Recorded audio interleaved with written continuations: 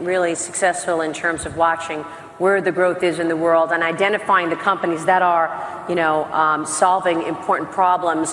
What excites you right now? What can you look at in the world today that you feel like, wow, that is a good idea, or that is really where the growth story is?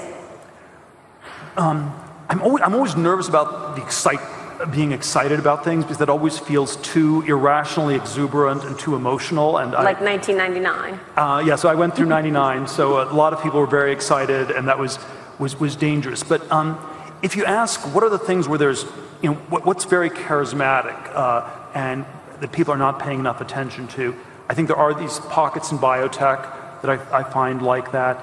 The one other one that I've been looking at a lot more have been the cryptocurrencies, and while I'm skeptical of most of them, I do think people are a little bit maybe underestimating Bitcoin specifically, because it's like a reserve form of money. It's like gold, and it's just a store of value. You don't actually need to use it to make payments.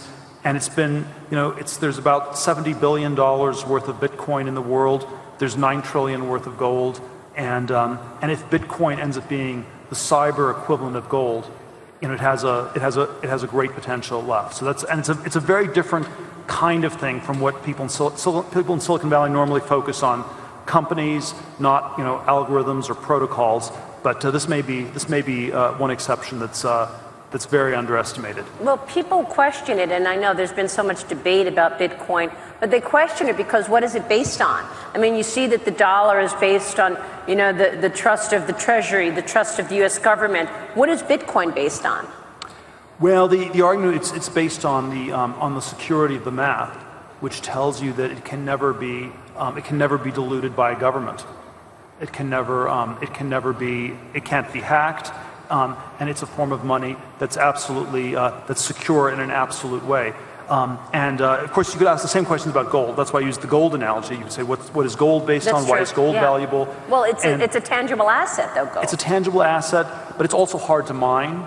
So if it was easy to mine gold, then it wouldn't be that valuable, because we would just have way more gold.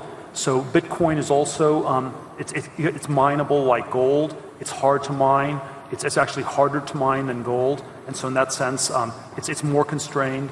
And so, yeah, there are a number of things that I think make it somewhat similar to gold. And then the question is just, does this become more widely?